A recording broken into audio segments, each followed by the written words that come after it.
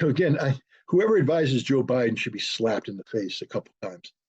You know, China held an Olympics, a Winter Olympics back in February, and we said we're not going to attend. We're going to be the spoiled children. We're not going to attend. We're not playing the Chinese game, so we weren't there. You know who did show up? Vladimir Putin. And on February 4th, Vladimir Putin met with Xi Jinping, the Chinese president, and they signed a 5,000 plus word joint statement where they pretty much declared the rules-based international order that underpins everything that Joe Biden believes in and does as president to be over, finished, to replaced by what they call the law-based international order, a multipolarity approach led by Russia and China. And that's the direction they're heading. They have, the Shanghai Cooperation Organization is growing stronger by the minute. Wow, you know who just wanted to join? Our staunch NATO ally, Turkey, is saying we want to be part of the SCO. I already talked about BRICS and the expanding economic footprint there. China is doing quite well. I can't think of a single front where China's losing. They're winning on all fronts. Their economy is adjusting to the post-pandemic realities much better than we are. They're not committing economic suicide by sanctioning Russian energy. In fact, they're exploiting the current situation by buying Russian energy at rock bottom prices. Russia still makes a profit, but China's saving a lot of money in the process. They're coming up with a new global reserve currency.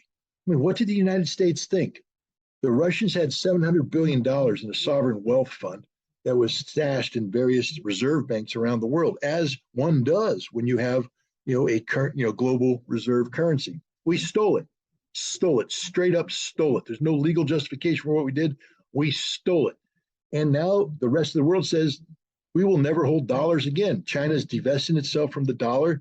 They're working with the Indians, the Brazilians, everybody else, the Russians, Saudis, to come up with a new global reserve currency, either through a mechanism they call the currency basket, where different currencies are exchanged, or to come up with a new global currency derived from this currency basket. China's doing that as we speak.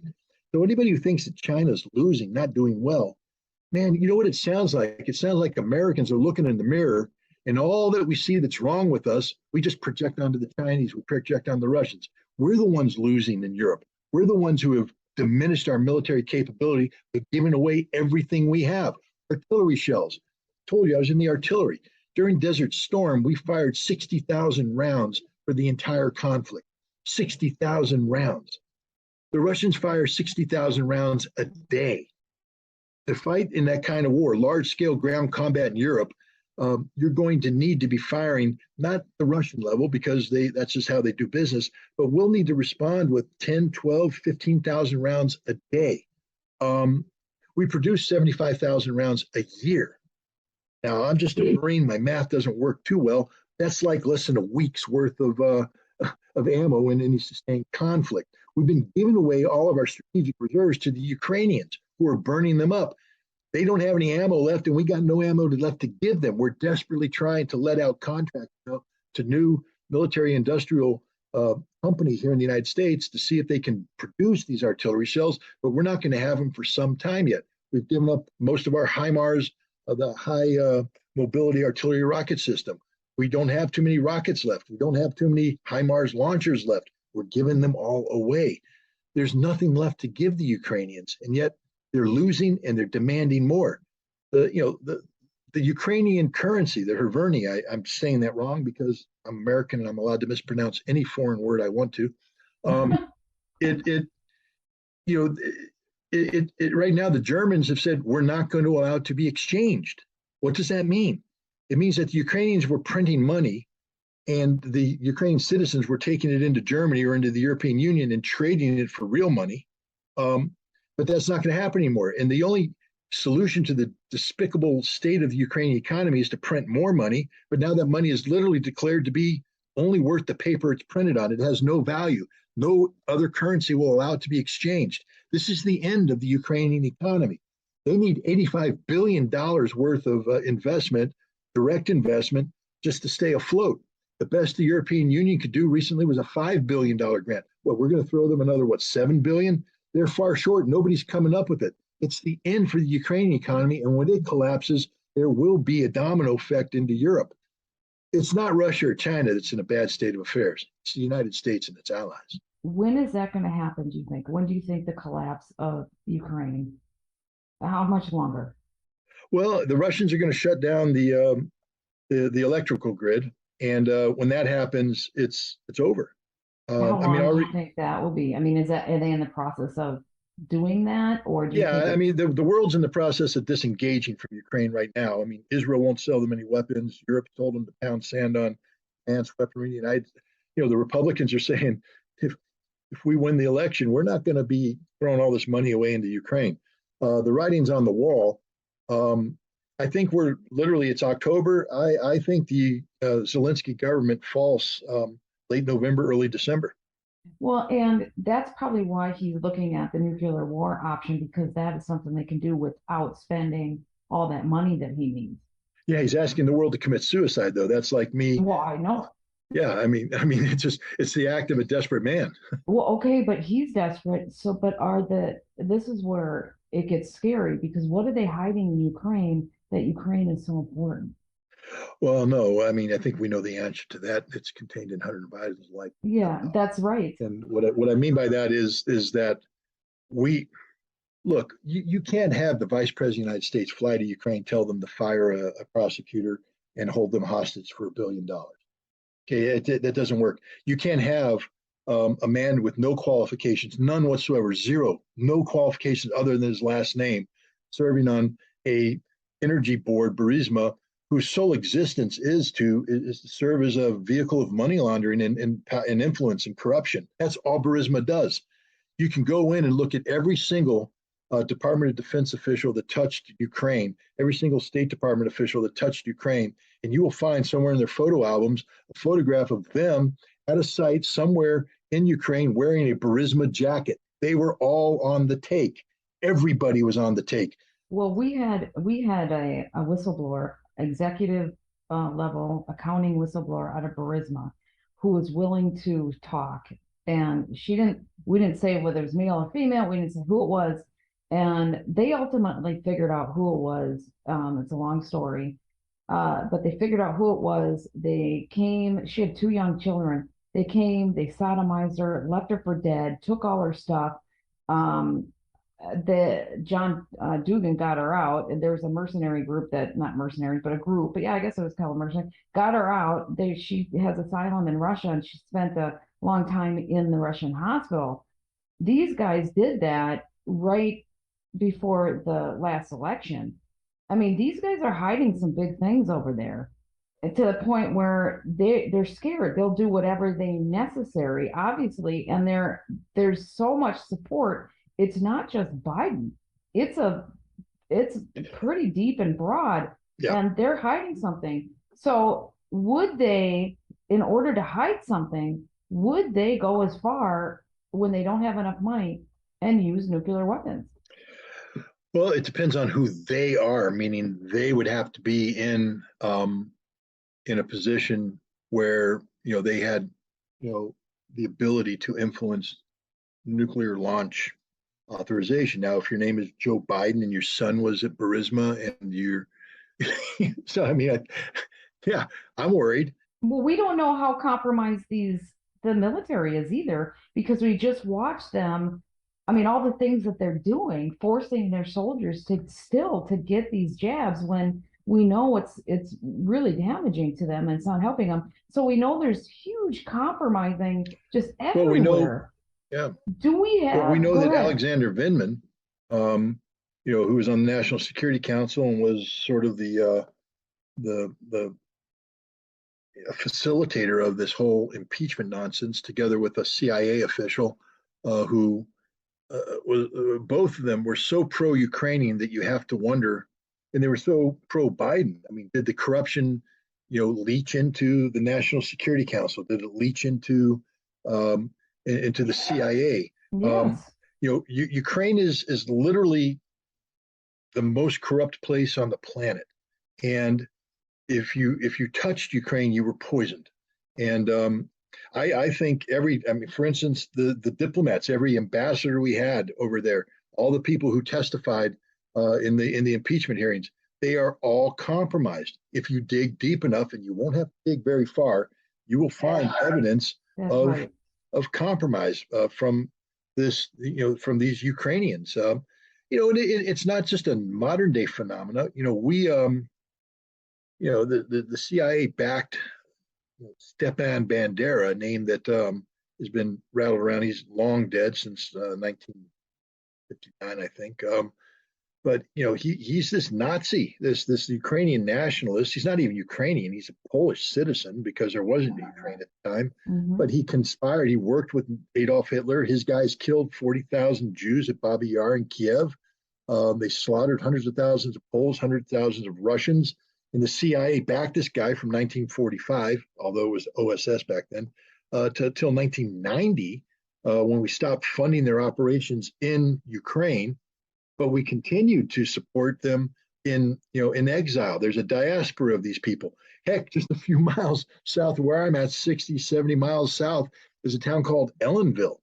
And in Ellenville, there's a park that has 5 statues and a giant Ukrainian flag. And one of the statues is Stepan Bandera. The other 4 are other Nazis. And every summer, the Ukrainian Americans hold, giant gatherings there that conclude with torchlight parades with thugs wearing black and brown SS-style uniforms, worshiping this guy. That shows you the level to which they've infiltrated, American society, the American body politic. Victoria Nuland, who's a very influential person, Deputy Secretary of State. She went to these camps as a child. Vindman is part of this process. Where does it end? I mean, this is the kind of stuff that this is what the FBI should be looking into. This is what the FBI was formed to do, not to go, terrorize, parents for speaking up at PTA meetings and things of that nature. This is the kind of threat to the national security of the United States that warrants this kind of investigation. I mean, if we're going to rightfully take down the Ku Klux Klan, then we should take down the Stepan Bandera worshiping, Azov Nazi worshiping Ukrainian American groups here in the United States. They're the same hate-filled organizations. Well, and that's what's infiltrated everywhere. So we have some serious, serious issues. Now, let's say the Chinese, that everybody turns against the United States. We're going to lose in Ukraine. The only way that we can win is something very scary. That's why I'm scared to see that some of the only ways out for these people that are backed against the wall could be something very detrimental for the world. But let's say that saner heads prevail and that nuclear war situation doesn't happen, and Ukraine falls, Europe's a mess, United States really loses its dominance in the world. What will life be like when China and Russia rise? Because China, I mean, will they take revenge out on us? Or will they come in and clean things up, which wouldn't be bad, as long as we could still have freedom and have our way of life? Or will the Chinese Communist Party come and rule like they do the Chinese Communist Party in China, and our way of life will end? That's what people are worried about, is the Chinese Communist Party coming to the United States and destroying our culture. I'm not worried about that at all. First of all, the Chinese are big believers in sovereignty, big believers in. That's why China hasn't jumped on board the Russian invasion of Ukraine bandwagon yet. I mean, they're not vetoing things, but they're not out there leading the cheers. They're working behind the scenes to help Russia economically, because they know, looking at the threats made by the United States and NATO against them, that they're, but for the grace of God, go us. And they also know that at some point in time they may be called upon to deal militarily with the Taiwan situation, and they'll need Russia's assistance at that point in time. But China doesn't want to take over the United States. First of all, China's purpose. You think that's propaganda? 100% propaganda. China's purpose is prosperous, and war is the antithesis of prosperity. as any good businessman, China wants to dominate. They're very competitive. I don't know why America gets irritated when somebody is a better capitalist than we are. We should just learn to be better capitalists than they are. Um, but we're losing the competitive battle because, frankly speaking, the problem isn't a threat from China to the American way of life. America is a threat to the American way of life. We have so many problems here at home that we have to resolve. We have crime rates that are out of control. We have drugs, drug use that's out of control. We have infrastructure collapsing. We have, I mean, I don't want to get too controversial, but I'll just put it this way: we have to figure out, what level of woke is acceptable to mainstream American society. Sure, yeah. Um, I am not here to suppress or oppress the rights of anybody. I'm not anti-gay. I'm not anti-trans. I'm not anti-anything, but I am pro-America, which means that you know there are certain things that are carved in stone, and again, I'm not going to go down that route. That's a rabbit hole that could get me in a lot of trouble. So I'll avoid that. No, the girl, the male, female, the thing. I mean, you're talking to an audience that is really having an issue with not identifying. I mean, I was born a certain way, and so were you, and You know, it just like, it's look, if you crazy. want to, if you as an individual, because I believe in individual rights. I took an oath. Sure, freedom. I believe Freedom, in and freedom. I took an oath to uphold and defend the Constitution. So I'm here to defend any individual. If you're gay and you want to live that lifestyle, I'll defend you. If you believe you're a man and you believe you're a woman, I'll defend you. But what I won't do is stand by while, again, I don't want to go down this, but children should not be. You got to be an adult. Yeah, you got Indoctrinated. to be an adult to have that conversation. I don't believe um, in pushing this down to children, and I think it weakens the American social fabric. I think it creates a lot of problems. I believe the military should exist to defend this country, which means we are singularly focused on killing people, not being a social experiment where we mirror American society. We shouldn't mirror American society. We should be purely a killing machine that's turned on and off as we It's need it. terrible, but Um, yeah. but America has to solve a whole host of issues. Okay, well, let me ask you then. Okay, because you're talking about America with a whole host of issues. We're in a lawsuit against Google because we're watching extreme censorship. To our First Amendment is at risk. Yeah. And many people believe it's the Chinese Communist Party behind it. You're saying that if we got under the hood, we're going to see that it's really the people who have infiltrated the United States government, the same people who are doing this in Ukraine, who are behind all the censorship. Look, let's put it this way. Um, I've been banned from Twitter, and I was banned because I questioned the official narrative about what they call the Bucha massacre, the murder of civilians in a suburb north of Kiev in late March, early April. I believe the Ukrainian security services did it. The official powers that be say that Russia did it. And so I've become a Russian apologist. And even though the facts all align with me, at least the facts that I'm aware of, and the fact, I'm willing to debate it with anybody, but they don't want to have a debate. They don't want to have a discussion. They shut me down. They banned me. Who's they? It's unnamed, um, censors who work for Twitter. You say, okay, well, that's a private company.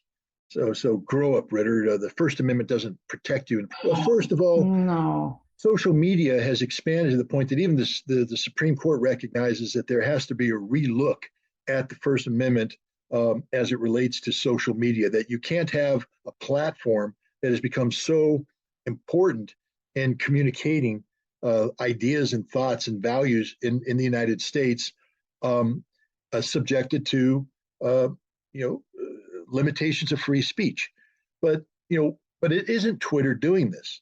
Twitter was called before the Congress, and you had members of Congress basically threaten to shut Twitter down if they didn't conform to the ideals and values of this certain elite. It's not the Chinese pulling the strings, it's Congress pulling the strings, certain power centers in Congress that's doing it. It's America doing it to themselves. We're self censoring. I'm the biggest proponent of debate, dialogue, and discussion you can come up with. If you have a different opinion than me, bring it on. I'll be the most polite person in the world. I'll listen to your facts, and then I will politely put my facts on the table. Then we can discuss it. We can debate it. We can have a dialogue. And at the end, I may not agree with you, and you may not agree with me, but you know what we did in that process? Anybody listening to it was educated, was empowered, and that Yep. empowerment makes them a better citizen.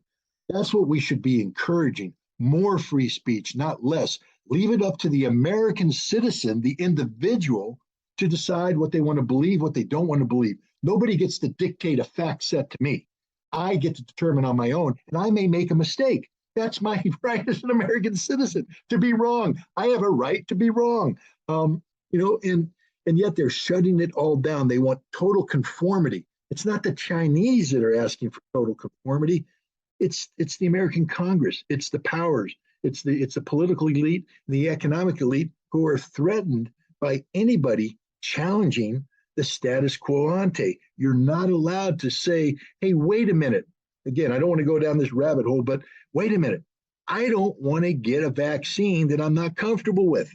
You haven't convinced me that I need this vaccine. And the longer I delay getting the vaccine, the more data comes out that shows me that it doesn't protect me from getting the disease and it doesn't stop me from spreading the disease. So I have to ask the question, why are we doing this? You're not allowed to ask that question. The fact that I just brought it up, I hope doesn't cause censorship for this program, so I'll stop talking about it. But the point is, we have a duty and responsibility as citizens to raise our hand and ask questions. And we have a duty to demand answers. Um, since when is that's what the foundational notions behind free speech is. This free speech was designed by our founding fathers to empower us to question those whom we put in the higher office, not for them to silence us. It was designed so that we can critique them, not to empower them to critique us. Somehow we've flipped the script. We decide that free speech is only that which the elected powers decide. It is. It's Congress that's now dictating to social media companies what free speech is. You don't think I know what Russian propaganda is? You don't think that if I went on Facebook and I saw a poorly constructed ad that I would sit there and go, what the heck is this? Click off. But right now we have Congress believing that the American people are the dumbest people on the planet, idiots, savants who are incapable of working their way through, competing, sources of information, and therefore we must wipe the slate clean and spoon feed them things. The next time I hear an elected official say that the wild wild west of social media is bad for democracy, the second I hear that, I realize they're the greatest threat to democracy, because democracy is never threatened by more free speech. It's only threatened by less free speech. Yes, that's right. And our lawsuit is contending that the government is behind this problem. They're the ones that are doing it. But a lot of people do believe that behind the government and these globalists that are trying to, behind the United States government, there's a globalist faction that are trying to create this globalist one world order, World Economic Forum, and they were wanting to move it to the east. And a lot of people think now that China and Russia said, screw you, globalists, we don't want anything to do with you. And now there's two factions on the world stage fighting the globalists versus the East, Putin and China. Well, I mean, I'm not. I'll be frank and just tell you that I'm familiar with all those arguments, but I'm an arms control guy. I'm a Russian military guy, so I couldn't take the discussion beyond what you just said. I'm familiar with Davos. I'm familiar with the World Economic Forum. I'm also familiar with what Russia and China have talked about in terms of creating a Trans-Eurasian Union, and that these are definitely competing values. And I do think that there is we see just the creation of the European Union alone is a transition away from national values. Italians stop being Italian, Germans stop being German, French stop being French, and you become what? European? What does that mean? Yeah. And and so there is this tendency to globalize, but it's done for pure economic greed. And so basically we can wrap them any way we want. We can glorify. It comes down to greed, and that's why at the end of the day, I like. I mean, I'll probably get in trouble for saying this. I like the Russian and Chinese approach. Why, you would say, Scott? Why would you ever like the Chinese communist approach? Well, because the last time you talked to me about, or anybody talked to me about the World Economic Forum, they were talking about a singularity. They were talking about a single, pole around which everything else gravitated, rotated, sort of like the United States views its role in the world. Everybody revolves around us. The Russians and the Chinese are saying, nope, we want multiple poles. We want different centers of gravity, and they're willing to live with that. That sounds a little bit more democratic than anything we're talking about. That So, sounds more like what the founders set up as the yeah, United States. And that's the way that you will have more peace and prosperity around the world if it really ends up being that way. And that's what I keep trying to dig into this. I'm trying to figure it out because we're trying to get past this propaganda. And the Chinese Communist Party are not good people. But I do know there are good people there. Just like our government, we have a lot of people who are not good people, but I do know there's a lot of good people here. no, I think anytime a government has too much power accumulated away from the will of the people, there's going to be a problem. So we see that with the Chinese Communist Party, um, and we see that with America today. I mean, you take a look at the Republican Party and the Democratic Party. Um, I mean, the biggest threat that that Donald Trump posed to American democracy isn't the way that everybody's selling. The biggest threat is actually return power to the people.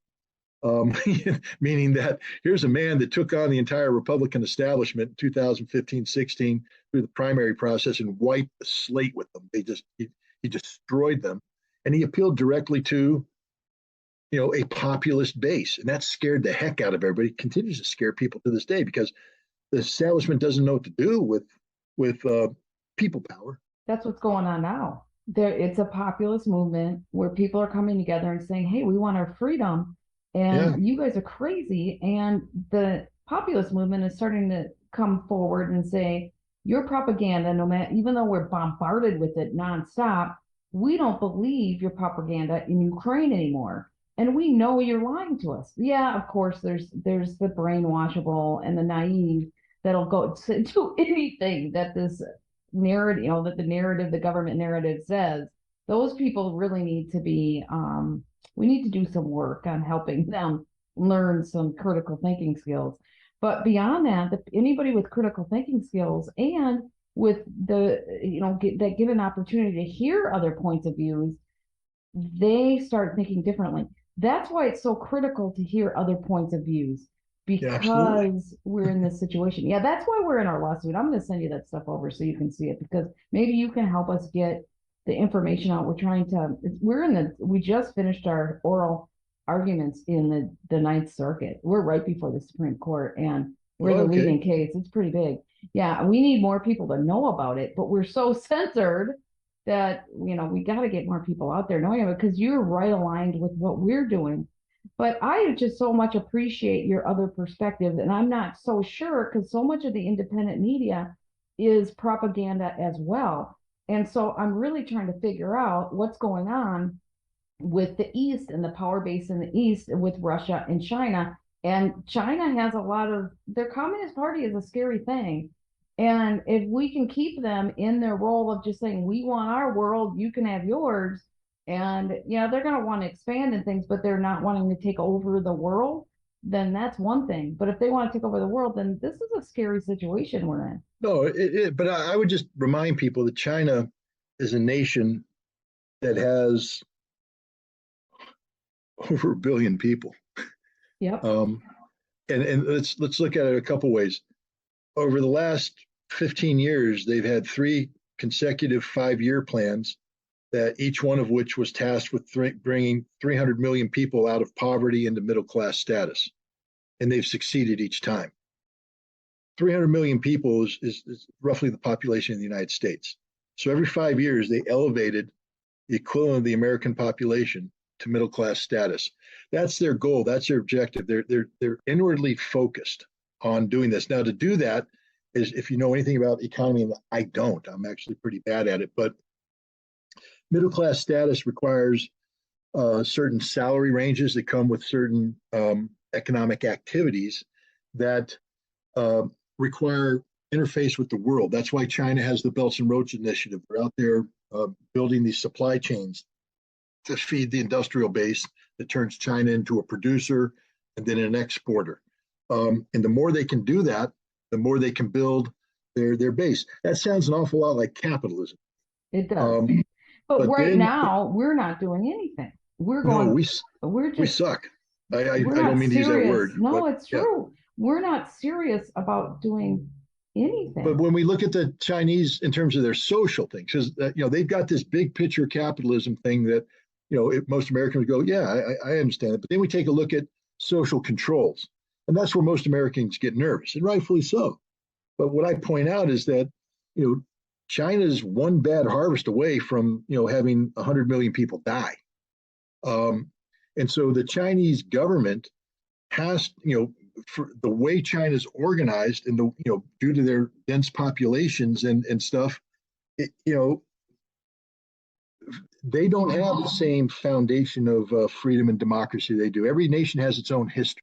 Well, and people think that because of, I hear a call feedback on your thing. Okay, people think that because of their lack of resources, that's one of the reasons want to take over our resources and our environment.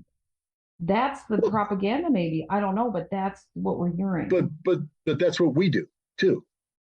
I mean, we're in a global competition for resources.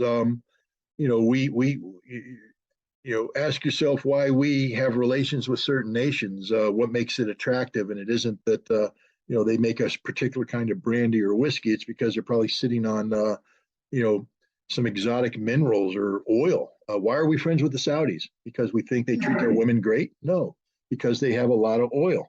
And the Chinese are the same way. They reach out and they gain access to. Remember what they're doing in Africa? I find to be appalling. They go in and they buy agricultural land and buy it up from people who are impoverished, and then they produce food not to help the locals, but to ship it off to feed China. They do things like we do things. We exploit the world's resources for our own economic benefit. But the Chinese, I don't believe, are in the business. What China needs, to be honest, if Americans would just wake up, they need America to continue to be a consumer society. What makes China good? Grow. They produce stuff that we buy. That's the relationship they want. Produce stuff that we buy, and we produce stuff that they buy. That's why Midwestern farmers love the Chinese, because the Chinese need to eat. They got a lot of mouths. They got a lot of empty stomachs. So we produce, we sell it to them. And there's supposed to be this symbiotic relationship. But the Chinese are doing it better on the global stage than we are. We get a little angry about that, so we start to impose sanctions and things. And next, it's spinning out of control. We're in a trade war. And now we're talking about a shooting war. But it's not because China wants to invade America and impose itself. It's because China's out competing us on the global stage. Our best solution to deal with China is to be better at global competition than they are. And maybe if we got our act together at home, we could do that. Well, we need to get our act together. Now, let's circle back to these globalists who are scary, and we don't know what they'll do to cover up their crimes in the Ukraine.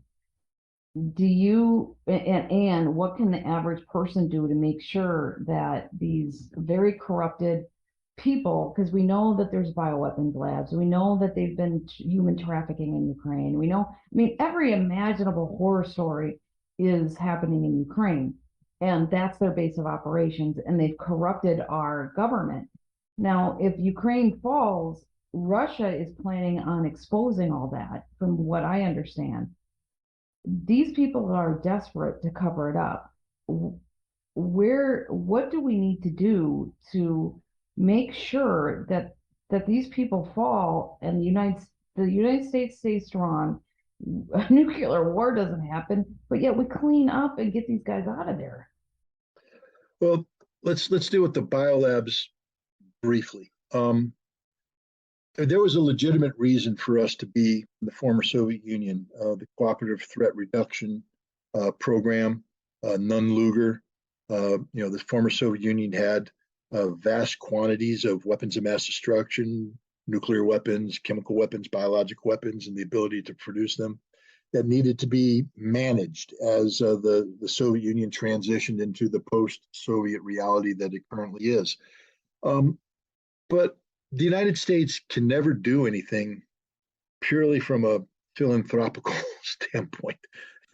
And we got our foot in the door and we proceeded to screw it up by getting greedy and everything. And that's what these biolabs are. These biolabs started out as a way of controlling the biological weapons facilities affiliated with the former Soviet programs.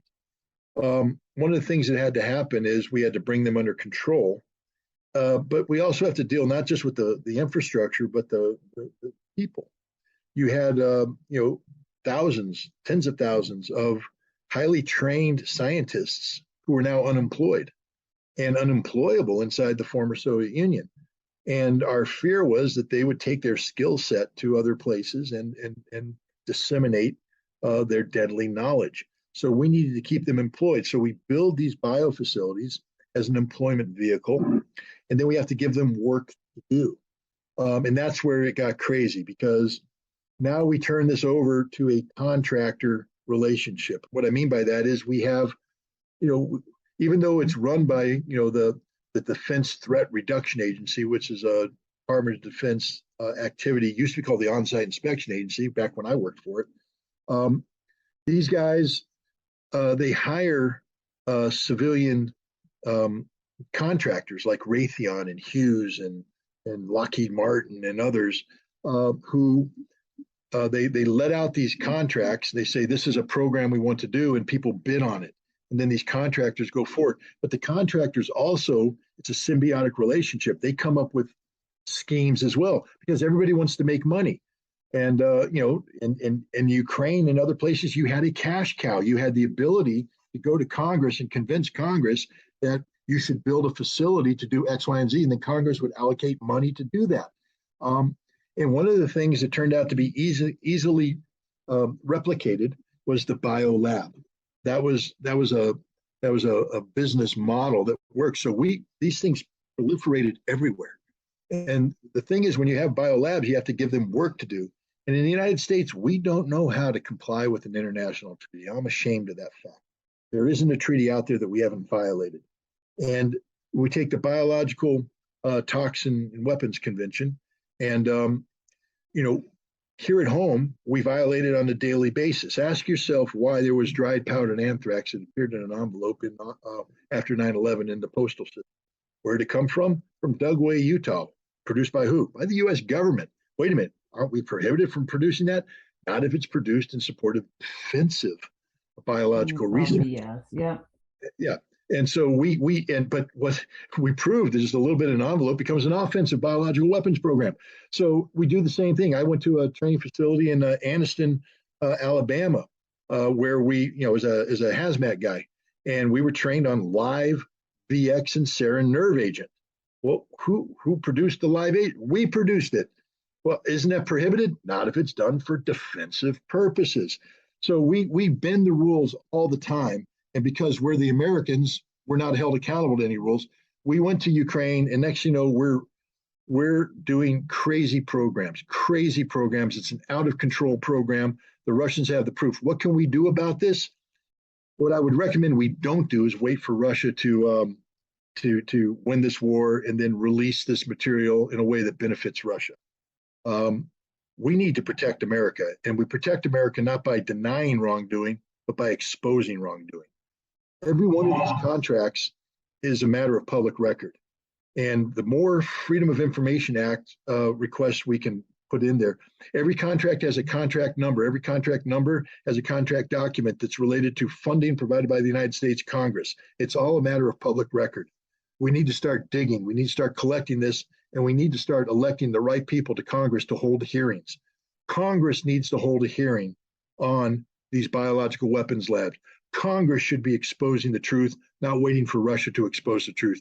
Congress should preempt the Russians because this is going to be damaging, but it's less damaging if we are telling the truth ourselves rather than standing by and denying the truth being told by somebody else. But do we have the wherewithal to do that? Because I think our Congress is so compromised, very nervous that they're capable of doing anything like this. Well, we have an Anything to election. clean things up. Yeah, and hopefully the election makes a difference. But if it doesn't, we're in a long haul of trying to clean ourselves up here. Well, then we have the courts. And it puts us at risk, right? It puts us at risk to be taken advantage of by other countries because we're so weak. When we're fighting and like this, we're weak. The other thing it does too is, I mean, half of our strength is our reputation. Yes. I mean, if you have a good reputation and you walk into a room and you walk in with a level of confidence, people hold you in respect. Even if you have a sprained ankle. But yeah. But in the United States, we have no reputation anymore. Literally none. Who in the world would trust us right now? We're the least trustworthy country in the world. We lie about everything. There's nothing we tell the truth about. Fact is, we're worse. Everything we touch, we poison. I challenge somebody to come up and tell me something in the last 20 years that we've touched and something good happened. Well, that's why we're at our weakest point right now because we can't be trusted. We are censoring ourselves. We're oppressing people. So we're not unleashing the creativity and the entrepreneurship that we used to have that made us so great. And then we are not, we're being a menace in the world. And so we need to clean this up. But Congress, that's why we're at the weakest point because Congress is so compromised. And so we have to clean that up for us to have a country. That's why the freedom of speech thing is so important. Oh, look, I'm on your side. You know I'm on a death list, right? Yeah, I do know. That's one of the things. I think what's more disturbing to me than anything is the death wish of the children. I think that puts us at a whole nother level. We have children on a death wish that we fund. We are funding this thing. And I mean, so how low are we? We're funding a death wish. What children is the girl that I just covered? She was 11 when she was put on it. There are kids as young as 9. What the hell is wrong with us? Where we are targeting on a kill list children. There's 327 of them the last time I checked. Yep, we're doing that, but we're also, and again, I'm not minimizing. I agree with you wholeheartedly. I mean, you don't. Children are innocent. Leave them out of this fight. Let adults do adult things to adults. If you want to kill me, but leave the kids out of it. But I'm an American. I'm on that list. It's funded by the U.S. government. That's right. The meetings where they talk about promulgating this list are organized by, NGOs that work for the Congress of the United States. They had the address in Langley, Virginia, by the way, on that list. Site. Yes, go ahead. But, Chuck Schumer's my senator. He voted. He rammed this thing through. Rand Paul's on the list. We have a sitting U.S. senator on the list. Tulsi Gabbard, who used to be a congresswoman, is on the list. Diane Sayre, who's running for Senate against Chuck Schumer's on the list. That brings up a whole level of what the hell's going on here. What, Chuck, you trying to kill your political opposition? Americans are on the list for the crime of free speech. I know. We said something that a foreign government found to be objectionable. Now, if Ukraine wants to put me on a hit list, that's Ukraine's business. But that hit list can't be funded by U.S. taxpayer dollars and supported by U.S. government officials. I think because our U.S. government officials are so compromised, it hurts them because you're supporting. They really need Ukraine to win because they're covering up for their crimes. Everything. Yeah. They're covering up all this stuff. So when you support they need people to support the cover up of their crimes, and you're not supporting the cover up of their crimes, so you need to be censored. That's not. You're acting as an American. They're acting as criminals, and we have the criminals who are in charge of the store right now. The asylum is run by the inmates. By the inmates. Well, this is why I'm not going to pretend that the Communist Party of China is great and wonderful and all this stuff. And And I think that every American, look, I don't trust anybody. I mean, as an American, I don't trust the Canadians. I don't trust the British. I don't trust the French. I don't trust. I can be friends with them, but at the end of the day, trust but verify, baby. You say something, I step back, I check it out. But you know who I shouldn't have to do that with? My government. I should just trust my government, but I can't. The biggest enemy to American democracy isn't the Chinese Communist Party. It's the United States government and the way it behaves, suppressing free speech.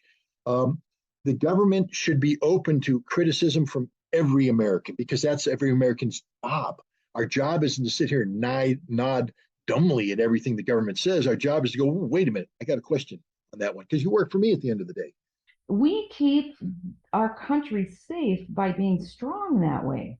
I mean, and we don't, the problem is we don't have people who are intellectually competent, or maybe they are as criminals, I don't know, but they sure the heck aren't as running this country in any kind of feasible way. And to me, that's scary because that's telling me that it's safer right now to support. I'm going to say this: it's safer right now to support Putin in a lot of ways than our own criminal government because they're compromised, covering up crimes in Ukraine, willing to let every Ukrainian soldier die, knowing that they're losing the war. They're propagating that they're winning, and they're not. And they are talking about nuclear weapons because that might be their only cheap way out because they need more money to fight that they don't have. They don't have the weapons. They might even be able to print the money, who knows, but they can't come up with the weapons. And so that leaves this nuclear option on the board with a bunch of criminals who are backed against a corner. That's what it freaks me out. And you're saying our military could be strong enough to say, hey, we're not going to do this, but they've been weakened so much by those same criminals on purpose. Yeah, there's a lot of faith-based assumptions made by me about the military, meaning that, because I took an oath and I believe in the oath and I faithfully executed the oath, I make a lot of assumptions that the other commissioned officers in service adhere to the same code of conduct and the same standards. But I have to be careful with that assumption because, Dwight Eisenhower warned us about this in his farewell address, the military industrial complex. And I saw it in the military, and it's even more prevalent today. You watch as military officers get promoted and they go up the chain. The best ranks are lieutenant and captain because you're out there doing God's work. You're on the ground. You're with the group. You're Marines. You're doing what you always wanted to do. Then you get promoted to major and you become a staff officer. That's okay. You sort of can look over the fence and see the boys and girls out there having fun. Then you make lieutenant colonel and you come back into the command structure usually, and you get to do some of that command stuff. But now you compete for the rank of colonel. And colonel becomes very political because now money is, when you reach the rank of colonel, you get in the position where you're starting to control programs. Programs have money, and you have to play the game.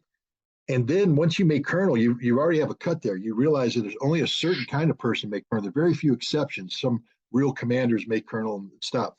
Then you got to get that star.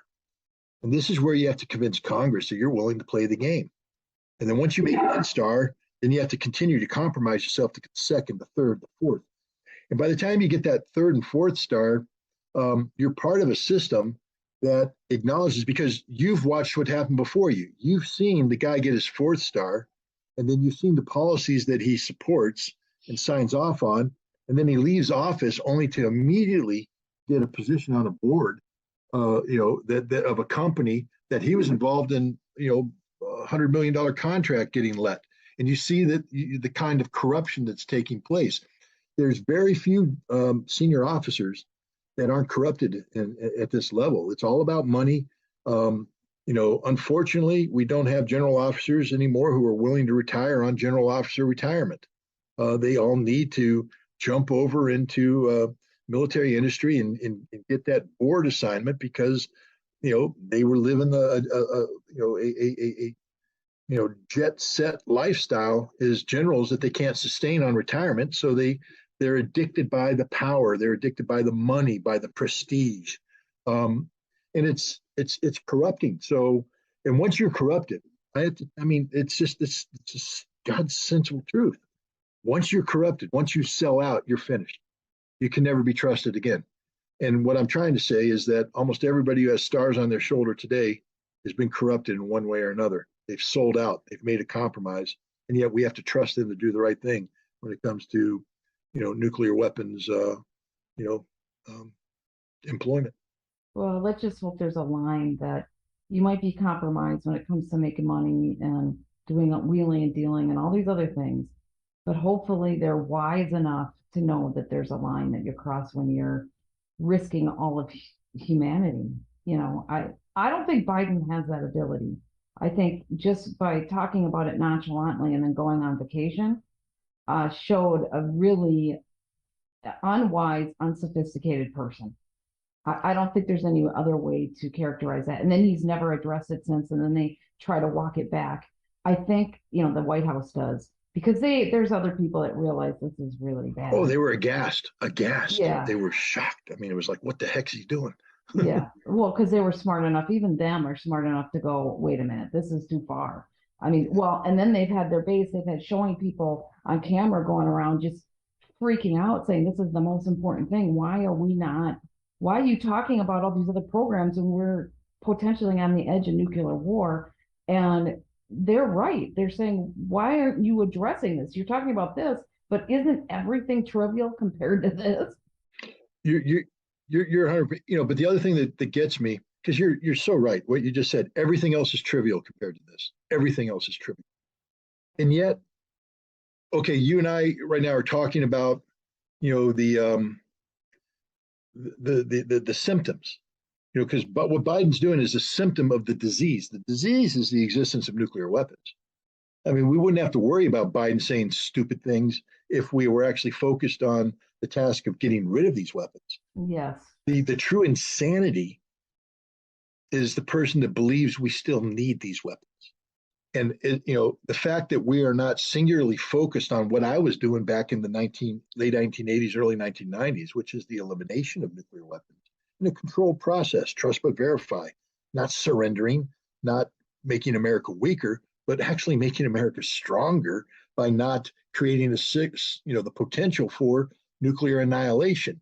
We should be focused not on fighting Russia in Ukraine, a conflict that didn't need to happen, by the way, but on working with Russia and China to create a framework of nuclear arms reduction that could be attractive to India, Pakistan, Israel, North Korea, anybody else who aspires to have these weapons, to show them that no, the best way forward for global peace and prosperity isn't continuing to hold the world hostage to nuclear annihilation, but liberating the world. Could you imagine if we didn't have to spend over $1 trillion over the course of the next 10, 15 years modernizing our nuclear forces, what we could do with that money? Well, there's so much we could do with the money if we actually cared about the people in so many ways. Yeah. I mean, I could just list it, economically, there's so many ways. If we actually cared about the people, we would be so prosperous. Everybody would be doing good. That's what criminals do. They rot and destroy your country. And we are just up to our eyeballs in criminals. And in order for us to turn this around, we got to get rid of these guys. So Yep. how do people support you, learn more about what you're doing? Because I know you're fighting for what's right and for the protection of all of us, really. So how can people learn more about what you're doing and support your work? Well, I mean, I write in a number of venues, and I do a lot of podcasts like this, and I try to consolidate these links. Like I said, I was on Twitter, and I used to publish everything on Twitter, but they banned me. So I'm Yeah. on Telegram now, and that's the best way. If you want to know what I write, or if you want to see a podcast, just go on my Telegram. I guess they call it a page, Telegram page.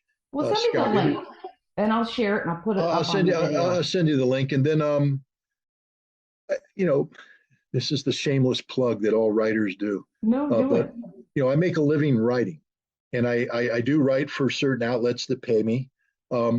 But I've also written books, and there's two books that are very relevant to the discussion we just had. One came out last year called Scorpion King, and it's basically the history of America's addiction to nuclear weapons from FDR to Trump. Um, and it's one of the best books I've ever written. It's a comprehensive history. The people who have read it said it's very readable. But if you want to know about the threat of nuclear weapons and America's role in that, that's the book. It's a go-to textbook, that a reference book that people could have. And then the most recent book just came out in September called Disarmament in the Time of Perestroika: Arms Control and the End of the Soviet Union. It's basically a history of the INF Treaty that we discussed today and my role in the implementation. So it's told through the vehicle of my experience, but it's a broader history of arms control and the importance of arms control. And one of the things that makes this book so important is, when people talk today about the ongoing situation in Ukraine, I think one of the big questions is, okay, so after the war, then what? How are we ever going to work with the Russians again? How will they ever work with us? And this book talks about the history of the 1980s, where things were just as bad, in some cases worse. And yet we got this treaty, the Intermediate Nuclear Forces Treaty, arms control, that provided this Camelot moment of clarity amongst the Russians or the Soviets and the Americans. And we worked together to make the world a safer place. And so I offer this book up as a template of hope, to say, hey, look, we did it once, we can do it again. It's not hopeless. Read this book, empower yourself with knowledge and information, and come out in favor of arms control. Arms control makes us stronger as a nation, not weaker. Yes, it does. Okay, one last thing before we go. Have you seen the nuclear weapons? Have you been there when they've gone off? And No, what do you think? Go ahead. no, I mean, fortunately for me, we stopped above the ground testing when I was in, and then we stopped underground testing shortly. I have been to the Mercury test sites in the what they call the Nevada test sites, and I've been to Mercury and others where the underground um, detonations took place. And when you see, because it's exploded in a tunnel that's deep underground, but the explosion collapses the Earth into this giant crater, a massive crater. And it just gives you an idea of the scope and scale. And then there's another location. It's a famous one. You've seen the video most Americans have of the explosion going off, and you have this town where they had mannequins set up in homes, Yeah. and then the homes are blown away. And then I've been to that site and seen what's left over from that. You have to be very careful. You have to take a radiation detection device, Geiger counter, and you can only be there for a certain length of time because you're exposed to radiation still to this date. But when you take a look at what was and what is, and how far away the nuclear bomb was when it went off, you realize the destructive power of this stuff. So even though I didn't personally witness the explosion, I've seen the straight up firsthand the aftermath of it, the results of it, and it's terrifying. It's daunting. Yeah. Okay. Well, thank you so much. I really appreciate. Send me those links. I'll make sure I get it out to people. And this was a long one, but this was really good. So I really appreciate you spending all this time with me today. Well, thanks for having